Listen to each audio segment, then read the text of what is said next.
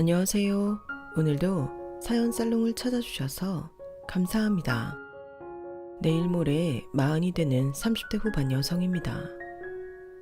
개인적인 이야기긴 하지만 저는 결혼 전 남편을 만나기 전까지 연애를 딱 한 번 해봤었어요.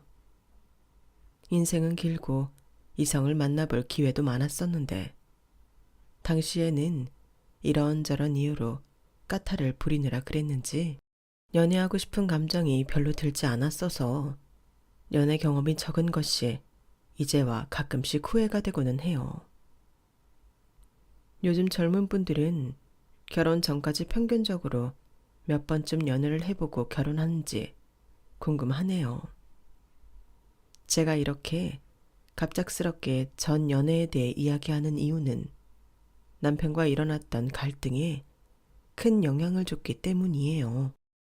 전 남자친구와는 성인이 되고 그나마 가장 순수할 때인 20대 초반에 만나서 꽤 오랜 기간 동안 장기 연애를 했어요.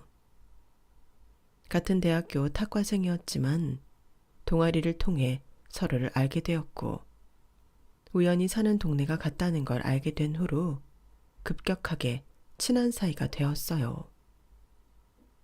동네에 친구가 생겼다는 핑계로 무슨 일이 있으면 서로 불러내서 차 한 잔, 술 한 잔 나누다 보니 언젠가부터 자연스럽게 정식으로 교제하는 사이가 되었네요. 그 친구랑은 무려 7년 가까이 연애를 했어요. 아니, 솔직히 말씀드리면 제대로 연애를 했다고 할 수 있는 기간은 5년 정도인 것 같네요.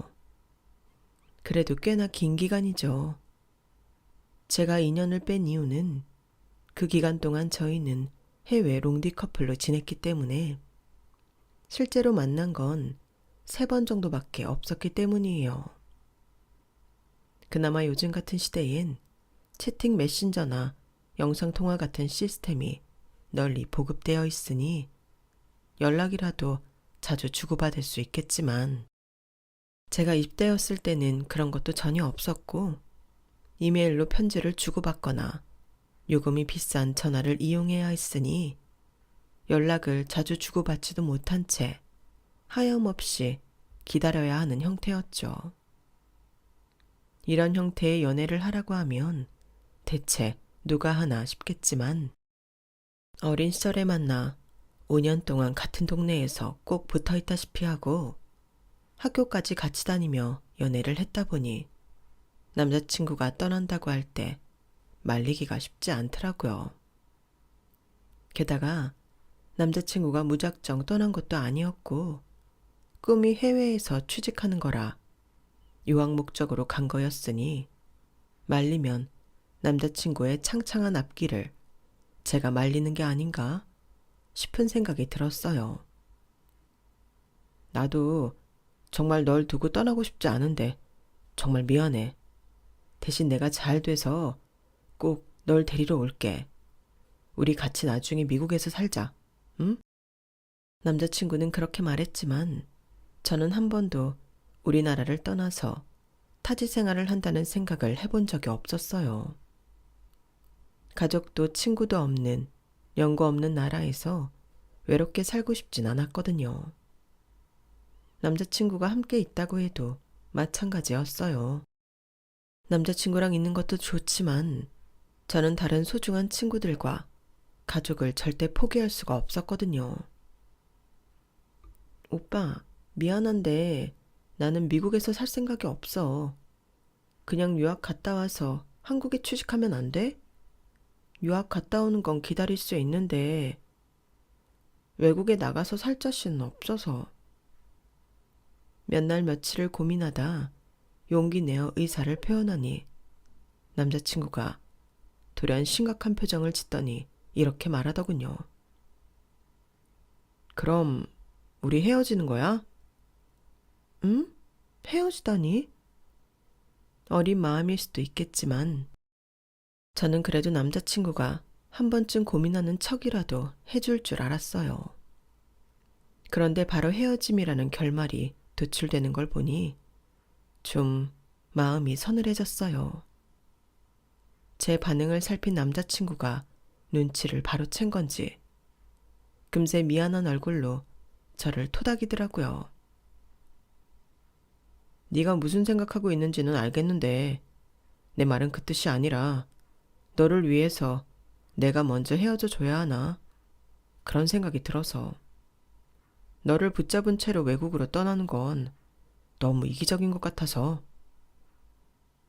막상 남자친구가 그렇게 말하니 저는 이상하게 더 못 헤어지겠더라고요. 사람 마음이라는 게 뭔지 참. 5년을 내리붙어 있던 남자친구와 헤어지고 멀쩡한 척 잘 살아갈 자신이 없어서 저는 결국 헤어지지 않겠다며 남자친구를 붙잡았고 그렇게 지옥 같았던 해외 롱디 커플 생활이 시작되었어요. 처음에는 서로 애틋함이 넘쳐서 요금이 비싼 것도 모르고 통화를 길게 하며 안부를 주고받았어요. 하지만 시간이 지나고 나온 통화요금 고지서를 보니 도저히 이런 식으로는 안 되겠더라고요. 그래서 바꾼 게 이메일을 통한 교류였어요. 이메일로는 사진도 보낼 수 있고 서로 절절한 마음이 와닿기도 해서 좋긴 했지만 시간이 지나니 목소리를 안 들은 지 오래됐다는 생각이 들으면서 서러워지더라고요. 게다가 첫 해는 상반기와 하반기 한 번씩 들어왔지만 그 다음 해에는 바쁘다는 이유로 딱 한 번 들어온 게 다였어요.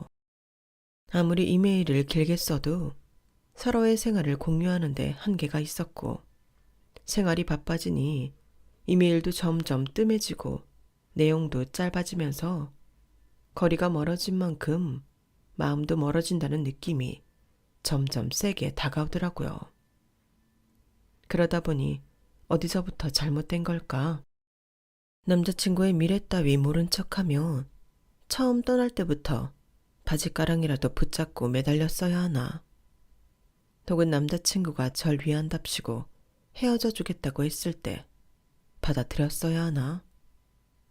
어차피 남자친구의 유학 목적이 해외 취직이라면 나중에라도 함께할 가능성이 없다는 걸 알면서도 왜 기약도 없는 기다림에 이렇게 외롭고 지쳐하고 있나?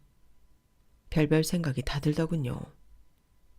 그래서 막판에는 연락이 뜸해진 남자친구에게 아무런 서운한 감정조차 들지 않다가 연락을 기다리는 걸 그만두고 저도 연락을 하지 않았어요. 제가 연락을 끊은 걸 뻔히 알면서도 남자친구는 왜 연락 안 하냐고 묻지조차 않더라고요. 저 따위는 까맣게 잊은 사람처럼요. 그렇게 한 달쯤 지나자 그제서야 남자친구에게 제 존재의 크기가 어느 정도였는지 실감이 나면서 한바탕 눈물을 쏟았어요. 그렇게 제 연애는 길고 오래 간 거에 비해 너무 허무하고 아프게 끝나버렸어요. 저는 5년간 남자친구를 만나 행복했던 기억보다 마지막 2년간 해외 롱디를 하면서 끔찍하게 외로웠던 기억이 너무 싫었어서 그 다음부터는 연애를 좀 꺼리게 되더라고요. 사람한테 질릴 대로 질려버린 느낌이랄까요? 그래서 저는 첫 연애가 끝난 후 1년 정도 연애에는 관심조차 없는 채로 지냈어요. 그러다 지금의 남편을 만나게 됐죠. 남편하고는 꽤 오래전부터 알고 지냈어요. 남편은 제가 다니는 회사의 다른 팀 직장 동료였고 친한 사람의 친한 사람끼리 점심을 먹는 모임이 형성되어 같이 점심을 먹다가 친해졌죠. 제가 해외 롱디를 시작했던 시기쯤 만나 2년간 고통받는 모습을 회사 사람들도 다 알고 있었기 때문에 남편도 제 첫 연애 사정에 대해 알고 있을 수밖에 없었어요. 당시 기댈 곳도 없고 하소연할 것도 없었기 때문에 회사에서 밥을 먹으면서 직장 동료들에게 하소연을 많이 했었거든요. 그 모임에 속해 있는 사람들의 성향 자체가 딱히 그런 생활을 서로 숨기고 안 알려주는 타입들은 아니라 어쩌다 보니 밥을 먹으면서 사적인 이야기들을 많이 주고받는 분위기가 되었거든요. 그러다 보니 남편이 제 연애 사정을 속속들이 아는 만큼 저도 남편의 전 연애사에 대해 속속들이 알게 되었어요. 제가 마침내 지긋지긋한 해외 롱디 생활을 끝내던 날, 사람들이 다들 축하해주는 자리를 가지면서 남편 이야기도 듣게 되었던 게 시작이었죠. 아우, 말도 마. 우리 이대리 못지않게 김 과장님도 엄청난 순해 보였다고. 과장님도 첫사랑이랑 연애를 6년 했다고 하셨나? 아우, 제가 무슨 순해 보여요. 헤어진 지 벌써 4년이 다 되어 가는데. 그러니까요. 헤어지고 4년간 연애를 안 하는 게 순해지. 사이가 안 좋아서 헤어진 것도 아니라면서요. 과장님은 왜 헤어지셨는데요? 당시 남편은 다정하고 섬세한 성격에 같이 일하는 동료들에게 평판도 좋고 외모도 준수한 타입이라 여직원들에게 인기가 상당했어요. 남편을 짝사랑하며 소가리를 하거나 호시탐탐 대시할 기회를 노리는 직원들을 여러 봤음에도 좀처럼 연애 소식이 들리지 않았던 터라 무슨 연유로 연애를 안 하는지 궁금하긴 했던 터였죠. 왜긴 첫사랑을 아직도 못 잊었다니까. 진짜요? 요즘 세상에 첫사랑 못 잊는 남자도 존재해요? 깜짝 놀라서 물으니 당시 과장님이었던 남편이 헛기침을 하더라고요. 그러는 이대리도 첫사랑이랑 못 헤어져서 그렇게 마음고생했으면서 뭘 그렇게 놀라고 그래. 에이, 외롭고 미련 때문에 못 헤어지고 질릴 때까지 붙잡고 있던 거랑 첫사랑 못 잊어서 연애 못하고 있는 거랑 같나요? 저도 당분간은 연애 못할 것 같긴 한데 못하더라도 그건 그 사람 못 잊어서가 아니라 인간한테 아주 지구 끝까지 질려봐서 다시 그런 무책임한 사람이랑 엮일까봐 연애의 이응자만 봐도 기겁할 것 같아서 안 하는 걸 거예요. 솔직히 저는 이 관계 지금이라도 끊어내서 너무 다행이라고 생각하거든요. 아주 속이 다 시원해요. 그래, 저게 맞지. 솔직히 파릇파릇한 20대라면 모를까. 30대 중반이 다 돼가는 사람이 아직도 첫사랑 못 잊는 건 순해지, 순해. 이렇게 된 김에 이대리랑 김 과장이랑 만나보는 건 어때? 우리 회사 사내 커플 결혼하면 지원금 2배로 주잖아. 둘이 나이 차이도 얼마 안 나고 잘 어울리는데? 응? 그러네, 둘이 만나면 되겠네. 4살 차이는 궁합도 안 본다는데? 아주 그냥 선남선녀네. 선남선녀야. 아니 대리님, 저 헤어진 지 일주일밖에 안 됐어요. 친하게 지내는 대리님이 그렇게 농담을 하니 전 괜히 얼굴이 화텄하게 달아오르더라고요. 손사래를 치며 부정하는 저와는 달리 과장님은 별다른 부정도 없이 그저 웃고만 있었어요. 뭐야, 김 과장은 싫지 않은가 본데? 이대리 싫어하는 사람도 있나요? 뭐야? 4년간 연애는 못했지만 이대리는 괜찮다? 설마 이대리 헤어질 때까지 기다린 건 아니죠? 그럴 리가요. 농담이랍시고 주고받는 대화들이 저에게는 하나하나 타격이 왔어요. 그도 그럴 게 저도 이성으로서 김 과장님을 봤을 때 전혀 싫지가 않았거든요.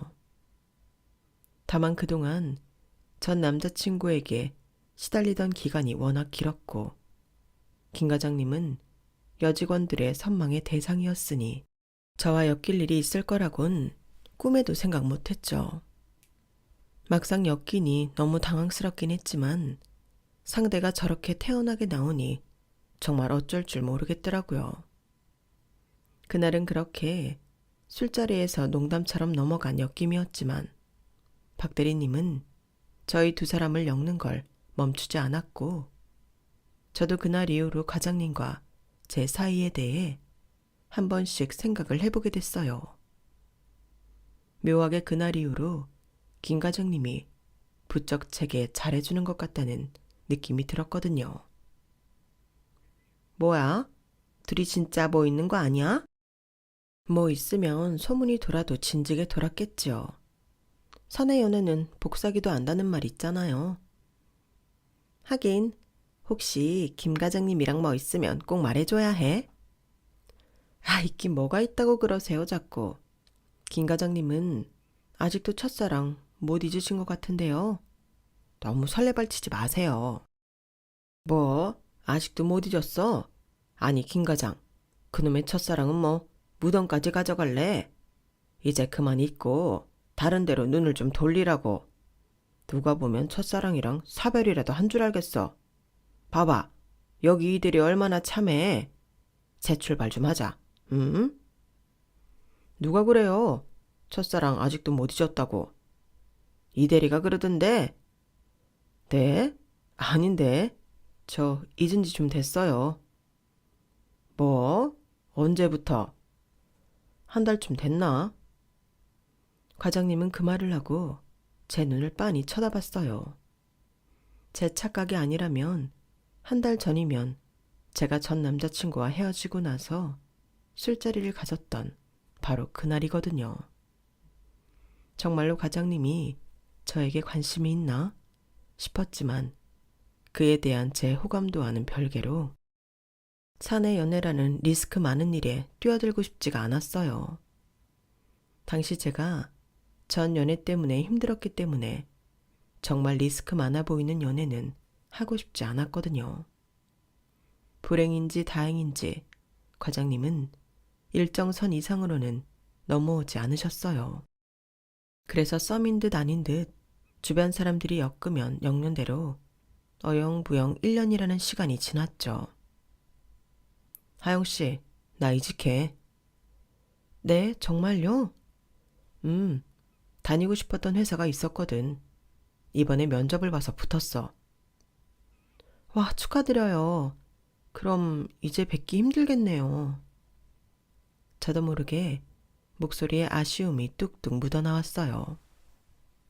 과장님은 시무룩한 제 얼굴을 보더니 그러더라고요. 우린 계속 만날래? 네? 나는 하영씨 나가서도 계속 보고 싶은데 하영씨는 어때? 저는 그게 뭘 의미하는지 단번에 알겠더라고요. 그래서 고개를 끄덕였죠. 저도 좋아요. 그렇게 저와 남편은 연애를 시작하게 됐어요. 나중에 이야기를 자세히 들어보니 제게 호감은 쭉 있었는데 딱 봐도 사내 연애를 꺼리고 있는 데다 전 연애 때문에 조심스러워하는 게 보여서 적극적으로 대시하기 힘들었다고 하더라고요.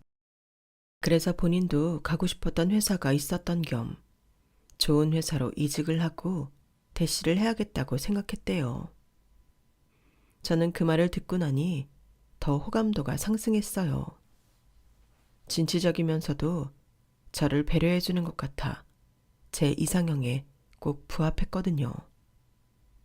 그렇게 남편과도 꽤 오래 연애를 했던 것 같아요. 4년 정도 연애를 했거든요. 남편은 사람을 편안하게 만들어주는 재주가 있어서 연애하는 내내 정말 안정감을 많이 느꼈어요. 같은 장기 연애여도 어디로 튈지 모르는 성향이었던 전 남자친구와는 확연히 다른 느낌이었어요. 항상 어디 가서 한눈을 팔거나 사고 칠까봐 내심 불안했던 전 남자친구와는 달리 정말 저만 바라봐주고 모임 등을 잘 나가지 않아 생활 패턴이 멀끔했거든요. 그런 점이 너무 좋아서 연애를 쭉 했죠. 그렇게 3년 정도 사귀었을 때였을까요? 평소와 다를 바 없이 데이트를 하러 카페에 갔는데 갑작스러운 남자친구의 발언에 저는 입안에 있던 커피를 다 쏟을 뻔했어요. 하영아, 나 다음 달부터 창원 내려가. 뭐? 그게 갑자기 무슨 소리야? 내려간다니?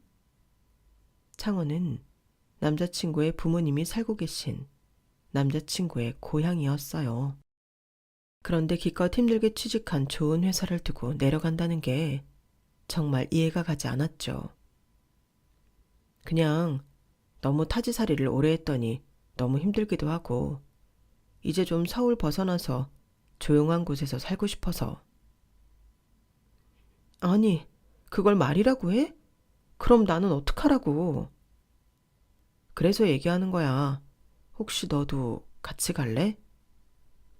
아니, 오빠야 오빠 고향이니까 거긴 가족도 있고 친구도 있다지만 나는 아무런 연고도 없는 동네인데 무작정 오빠만 보고 따라 내려가라고? 그것도 이렇게 예고도 없이 갑자기? 무작정 나만 보고 오라는 게 아니라 네가 정 여의치 않으면 안 와도 되는데 그냥 네 의사를 물어본 거야. 이왕이면 붙어 지내면 좋으니까. 이왕이면? 장난해? 내가 얼마나 장거리 연애에 학을 떼는지 알면서 지금 나보고 안 따라 내려올 거면 장거리 연애를 하자는 거잖아. 무슨 말을 그렇게 해. 나도 오래 생각해보고 결정한 건데 내가 이 나이 먹고 너랑 결혼 전제로 생각 안 하고 연애하고 있는 것도 아니고 나는 결혼을 한다면 꼭 너랑 하고 싶어. 그래서 진지하게 묻는 거야. 아니, 어쨌든 오빠는 지금 날 두고 고향으로 가겠다는 소리잖아. 내가 장거리 연애 너무 싫다고 노래를 부르는 걸 2년 가까이 그대로 듣고 살았으면서. 아니, 연애 후에도 3년 가까이 오빠랑은 장거리가 아니어서 좋다고 맨날 그랬는데 나한테 이런 제안하면 내가 길길이 날뛸 거 설마 몰랐다고는 안 하겠지. 이건 진짜 아니잖아.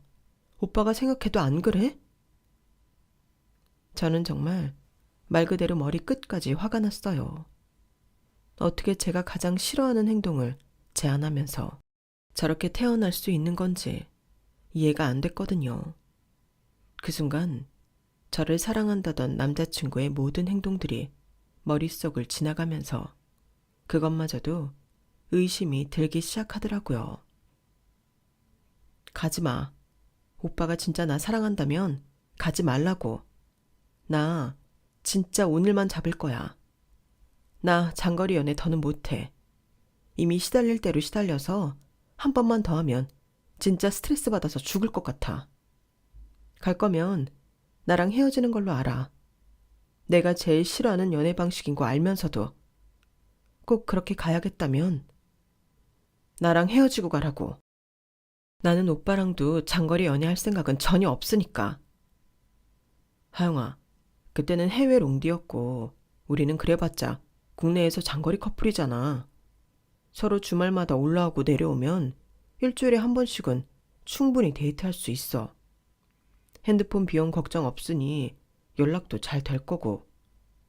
네 옛날 연애랑은 달라. 다르긴 뭐가 달라? 내 말 못 알아듣겠어?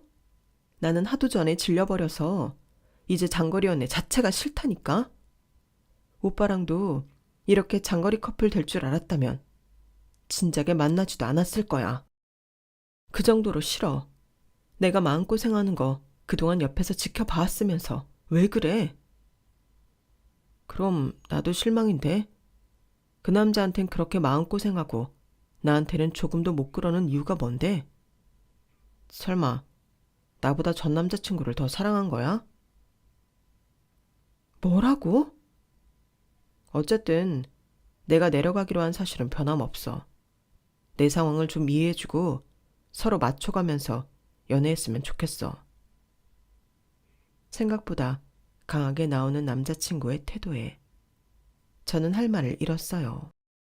제가 그렇게 싫다는데도 저를 조금 더 감정적으로 달래주거나 설득하려 하지 않고 기어이 본인 하고 싶은 대로 하고 말겠다는 태도가 너무 실망스러웠죠. 하다못해 이유라도 그럴듯했으면 모르겠어요. 두루뭉술하게 타지 생활이 힘들다는 이유로 자신을 이해해달라니. 저는 그 일로 정이 떨어져서 헤어짐을 결심했죠. 결혼까지 생각했고 정말 안정적으로 잘 사귀던 사람이라 생각만 해도 눈물이 나고 헤어지기 싫었지만 제 자신을 위해서는 어쩔 수 없었어요. 또다시 그렇게 일방적으로 힘든 연애는 하고 싶지 않았거든요. 무엇보다 그렇게 갑작스럽게 이 연애의 안정감을 깨지는 않을 거라는 믿음이 있었던 사람이라 배신감도 그만큼 컸어요. 지난 연애를 통한 배움과 경험 때문인지 정이 많은 제 성격과는 별개로 이번엔 제가 먼저 이 관계를 끊어내게 되었죠. 오빠, 나는 진짜 장거리 연애는 못하겠어. 헤어지자. 내려가기 전에 헤어지는 게 맞는 것 같아. 그래도 오빠랑 사귀면서 많이 행복했어. 그동안 고마웠어. 나름대로 냉정하게 말하자 남자친구가 눈물을 뚝뚝 흘리더라고요. 잘 지내. 나중에라도 언제든 연락해. 저희는 그렇게 한 번의 헤어짐을 겪었어요. 하지만 헤어져 있는 내내 저는 남자친구 생각을 하루도 안 한 날이 없었죠. 그만큼 정말 좋아했고 잘 사귀고 있다고 생각했던 사람이었거든요. 결혼을 전제로 사귀고 있던 사이라 허구한 날 결혼해서 함께 사는 상상 같은 걸 하며 놀았어서 그때 했던 이야기들도 머릿속을 떠나질 않았어요. 헤어진 지 5개월쯤 됐을 때 저는 결국 결심을 했어요. 이대로 페인처럼 지내는 것보다는 주말 커플일지라도 남자친구와 다시 만나는 게 나을지도 모르겠다고요. 주변에 나쁜 남자를 만나서 고생하는 친구들이 끊임없이 고작 그런 이유로 왜 좋은 사람이랑 헤어졌냐며 면박을 줬는데 솔직히 말하면 그것도 한몫한 것 같아요. 오래 연애한 만큼 저도 나이가 어느 정도 찼고 연애로는 한창일 20대도 훌쩍 지났으니 그만큼 새로운 이성 만나기도 힘들고 괜찮은 사람들은 다 임자가 있는 시기라 도저히 이 사람보다 괜찮은 사람을 다시 만날 자신이 안 들더라고요. 헤어진 지 5개월이나 지났으니 이미 임자가 생겼을지도 모르겠다는 생각이 들어 약간 겁이 났지만 그걸 무릅쓰고 저는 용기 내어 연락을 했어요. 다행히 아직 만나는 사람이 없다고 했고 저희는 그렇게 다시 만나게 됐어요. 주말마다 한 번 만나는 게 되게 멀게 느껴졌는데 막상 해보니 별거 없더라고요. 평일에 제 할 일하고 친구들 만나고 하다 보면 시간이 훌쩍 지나갔고 남자친구와 주말 내내 붙어 있으면 꽤 만족감이 컸어요. 헤어져 있는 기간 동안 너무 힘들었던 걸 생각하니 지금 생활은 너무 천국 같더라고요. 남자친구도 저랑 헤어진 동안 많이 힘들었다고 하더라고요. 진작 이렇게라도 계속 만날 걸 후회를 하는데 아니나 다를까 만나는 주기가 점점 길어지게 됐어요. 처음에야 애틋한 마음에 매주 서로 오가며 만났지만 매주 이러다 보니 차비며 숙박비며 은근히 부담이 되더라고요. 게다가 서로 주말에 피치 못할 사정으로 다른 약속이나 일정이 생기면 2주에 한 번 꼬박 봐도 다행인 정도였어요. 그러다 보니 자연스럽게 서로 소원해지는 것 같아서 좀 타격이 오긴 했지만 그런 생활을 지속한 지 반년쯤 됐을 때 남자친구가 결단을 내렸어요. 하영아, 이렇게 지내는 거 힘들지? 말이라고 해? 내가 이렇게 될까봐 장거리는 싫다고 했는데 정말 꼭 창원에서 계속 살아야겠어? 우리 결혼할래? 응?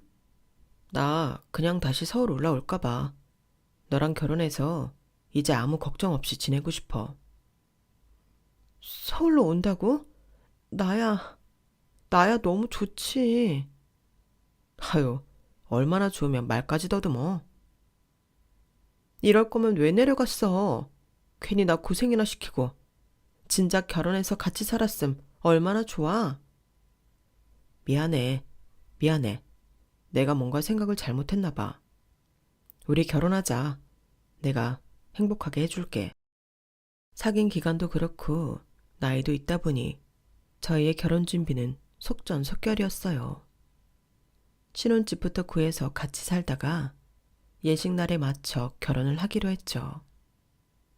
결혼 준비를 하다가 남편은 본인이 왜 그렇게 갑작스럽게 창원에 갈 수밖에 없었는지 뒤늦게 설명을 해주더라고요.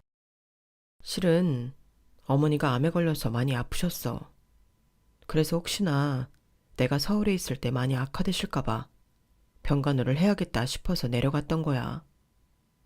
너한테 이야기하기엔 괜히 네가 마음의 부담이 클까봐 이야기 안 했어. 그런데 최근에 완치 판정을 받으셨거든.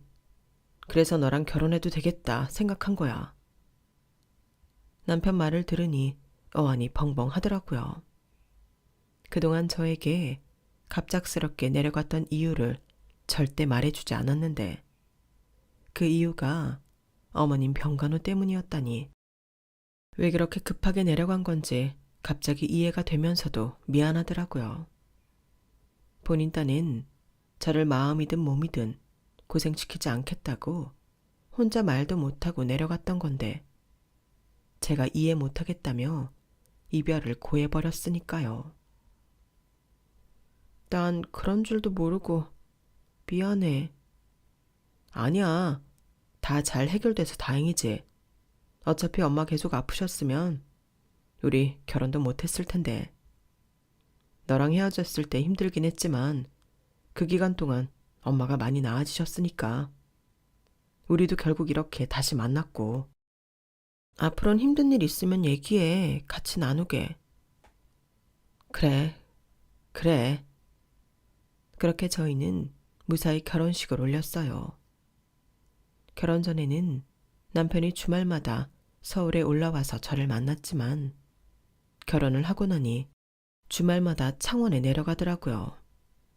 어머님 경과를 체크하겠다면서요. 저도 몇 번은 같이 따라 내려갔지만 매주 내려간다는 게 정말 쉬운 일은 아니더라고요. 경비도 경비지만 피로감이 만만치 않았어요. 주 5일째 직장인이다 보니 매주 주말마다 시댁에 다녀오면 말 그대로 쉬는 날이 하루도 없는 것 같은 기분이 들었죠.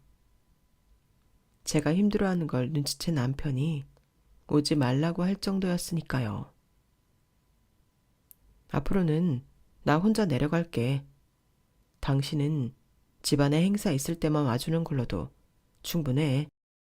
이런 거 안 시키려고 내가 말 안 했던 거야.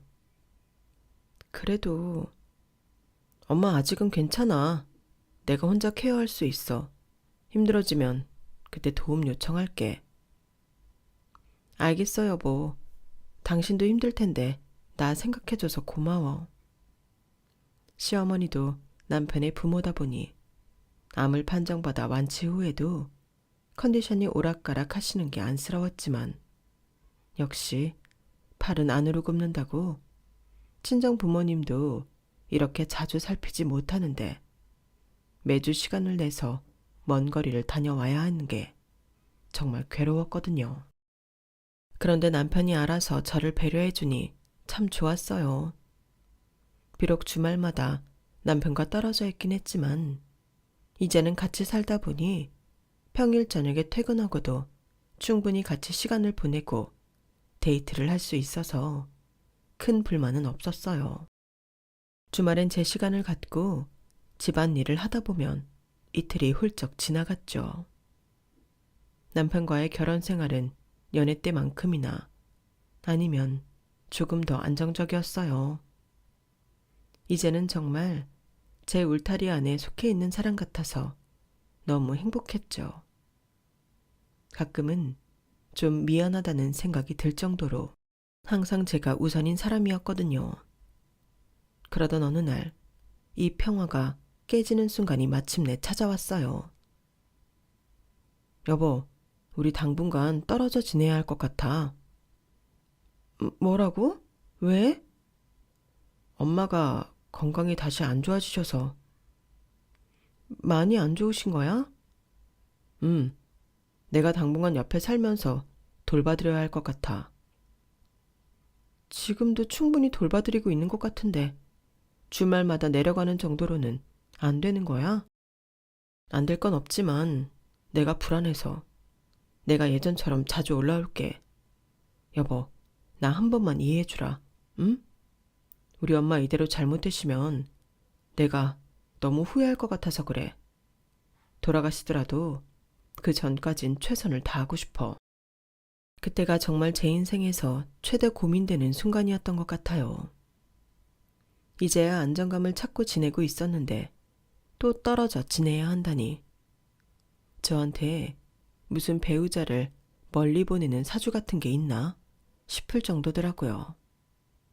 하지만 남편을 따라 내려가기엔 창원이 너무 연고 없는 곳인 건 둘째치고 다니고 있는 직장도 걸렸고 멀리 살 때는 몰라도 가까이 살면 저도 시댁을 매번 케어해야 한다는 게 조금 부담이 되더라고요. 야, 너 거기 따라 내려가면 꼼짝없이 간병인데 남편도 괜히 혼자 내려가겠다고 했겠어? 그냥 주말 부부하는 게 낫지. 주변에서도 내려가면 고생만 한다고 뜯어 말리더라고요. 그래서 결국은 남편을 보내줬어요. 벌써 3번째 장거리라 그런지 이제는 무뎌져서 별 생각도 들지 않더라고요. 그래도 혼자 고생하는 남편이 신경 쓰여서 한 달에 한 번씩은 저도 시댁에 내려가 시부모님을 살폈어요. 남편은 시댁 근처에 방을 구해 지내고 있었고요. 시댁에 자주 못 찾아뵙는 게 죄송해서 남편이 사는 곳보다는 보통 조금 더 넓은 시댁에서 묵고 왔어요. 그러다 보니 하루는 문득 남편이 사는 곳도 좀 치워주거나 해야겠다는 생각이 들더라고요. 여보, 이번엔 당신네서 잘까? 응? 넓은 엄마 집 두고 왜? 그냥 당신 사는 것도 좀 보고 살림도 좀 해줄까 해서. 에이, 됐어. 내가 애도 아니고. 그래도 당신 사는 곳은 초반에만 몇 번 가보고 안 간지 좀 됐잖아. 어떻게 지내는지 궁금하기도 하고. 헤이, 갑자기 우리 집 가서 잔다 하면 우리 엄마 서운해하셔. 요즘 컨디션 다시 안 좋아지셔서 그런지 별거 아닌 거에도 잘 삐지셔서. 우리 집은 나중에 미리 말씀드리고 와서 자자. 갑자기 가겠다고 하니 적극적으로 말리는 남편이 조금 이상하다고는 생각했지만 남편 말이 설득력이 없는 것도 아니어서 그러려니 넘어갔어요. 그 이후에는 내려가기 전에 미리 말을 했더니 집에 초대를 해주기도 하더라고요. 그래서 별다른 의심은 안 하고 있었어요.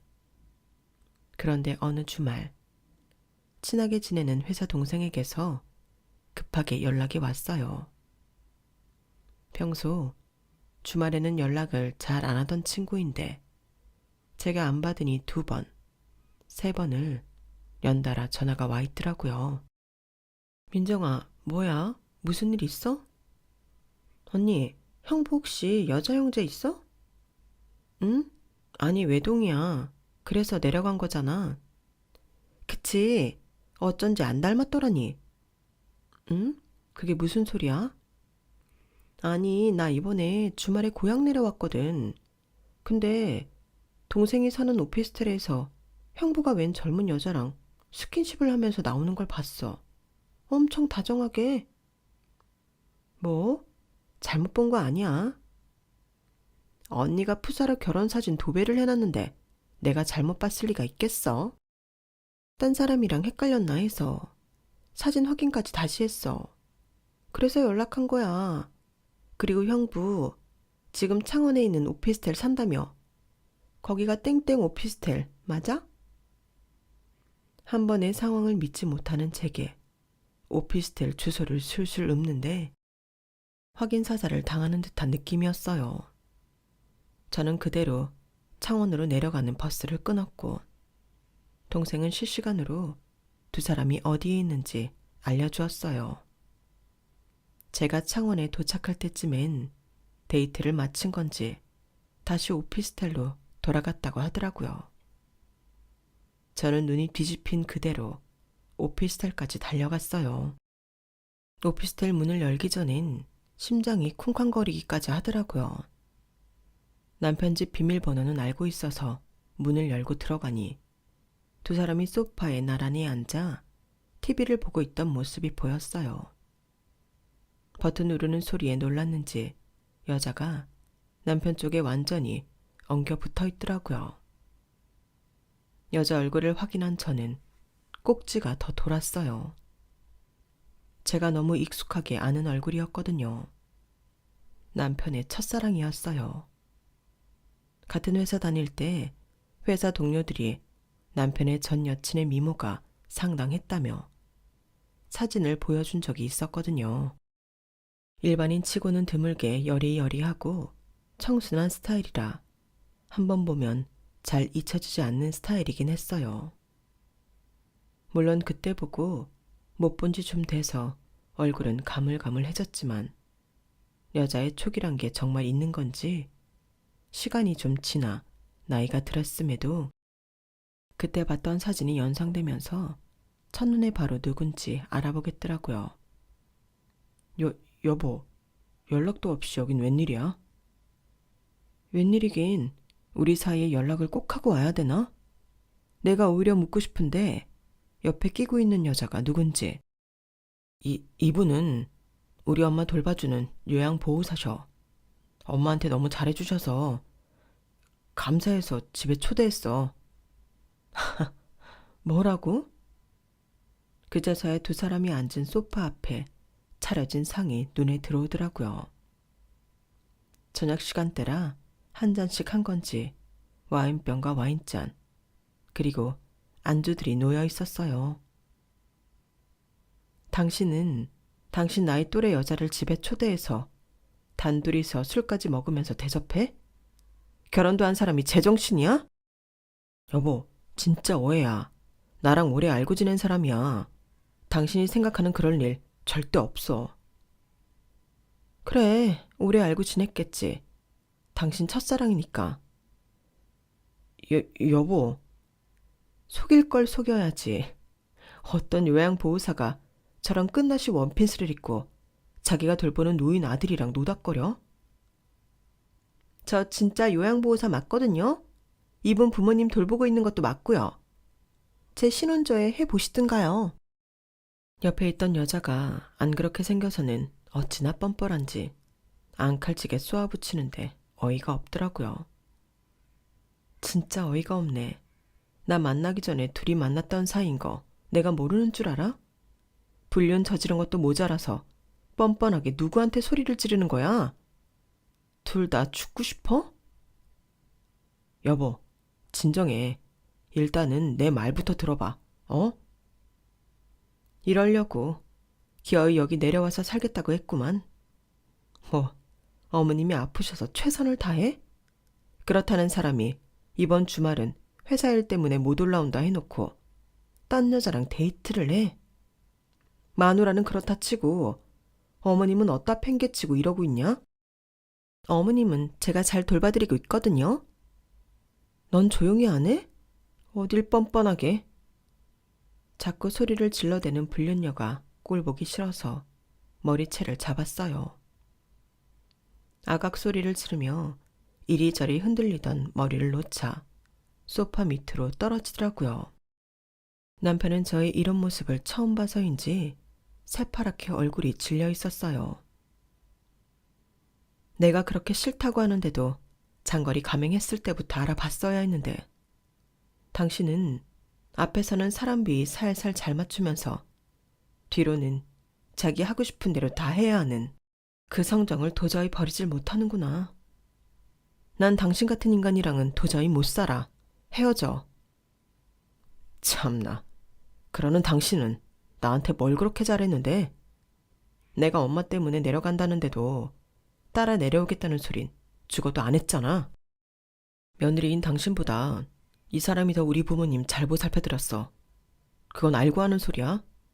이 사람 하는 거 보면서 나도 후회했다고. 지금 그게 할 소리야? 이 여자가 니네 부모님 돌봐드리는 건 이 여자 직업이라 그런 거잖아. 비교할 걸 비교해야지. 그리고 애초에 장거리 싫다 했는데 상의도 없이 제대로 된 설명도 없이 무작정 떠나간 건 당신이야. 말 같지도 않은 소리 말고 유책 배우자는 당신이니까 순순히 이혼해. 직업이 아니라도 전 어릴 때부터 뵙던 분들이라 애착이 있거든요. 며느리여도 한 달에 한 번밖에 안 찾아오는 당신이랑은 근본부터 다르다고요. 그쪽은 불륜녀 주제에 상황 파악을 못해? 네 목소리 듣기도 싫으니까 조용히 좀 해. 자꾸 제 신경을 긁는 불륜녀에 너무 화가 나 상에 있던 와인을 집어 불륜녀에게 부어버렸어요. 흰 원피스가 붉은 와인으로 절여지자 불륜녀와 남편이 동시에 소리를 지르더라고요. 당신 진짜 유치하게 이럴래? 그래, 나 유치해. 그러니까 어디 유치한 사람 맛 좀 봐봐. 저는 남편에게도 남은 와인을 부어버리고 와인에 절여진 두 사람 사진을 찍은 후 상을 쓸어버렸어요. 와장창 유리 깨지는 소리가 난 뒤 저는 그 길로 당장 서울로 올라왔어요. 집에 돌아와서는 남편 물건을 사소한 것부터 큰 가구까지 하나하나 포장했어요. 불행인지 다행인지 필요한 건 다 갖고 내려가서 큼직한 것만 싸면 돼서 짐 싸는 데는 얼마 안 걸리더라고요. 저는 업체를 불러 착불로 그것들을 다 오피스텔로 보내버렸어요. 아마 그 작은 집에 두기엔 큰 물건들이라 처리하는데 애 좀 먹었을 거예요. 하지만 저는 자기 걸 가져가겠다고 다시 돌아오는 남편 꼴을 보고 싶지 않아서 골탕도 먹일 겸 그렇게 짐을 처리했죠. 그러고 나니까 남편도 질렸는지 쉽게 이혼을 해주더라고요. 몇 년 뒤 제게 불륜 소식을 알려준 동생 말로는 남편도 유전인지 어머님과 똑같은 암 판정을 받았다고 해요. 첫사랑녀는 차마 그건 감당이 안 됐는지 남편과 재혼하기 한 달 전 파혼을 하고 요양보호사 일도 그만뒀다는 소문이 돈대요. 본인도 아픈 주제에 아픈 부모님을 돌봐야 하는 처지가 안 됐지만 뭐 어쩌겠어요. 이기적으로 군 죄를 평생 톡톡히 갚으며 살아야겠죠. 빠른 판단으로 제 미래에 혹이 될 뻔했던 남편을 진작에 떼어내서 얼마나 다행인지 모르겠어요. 이래서 아니다 싶으면 빨리 헤어지라고 하는 건가 봐요. 앞서 했던 연애에서 겪었던 괴로운 경험들이 결국엔 제게 다 피가 되고 살이 되네요. 제 이야기는 여기까지입니다. 들어주신 분들 곁에 좋은 인연들과 항상 행복하세요. 여러분, 사연 댓글에 응원과 현명한 조언 부탁드려요. 좋아요와 구독은 저에게 큰 힘이 됩니다. 오늘도 좋은 일 가득하세요.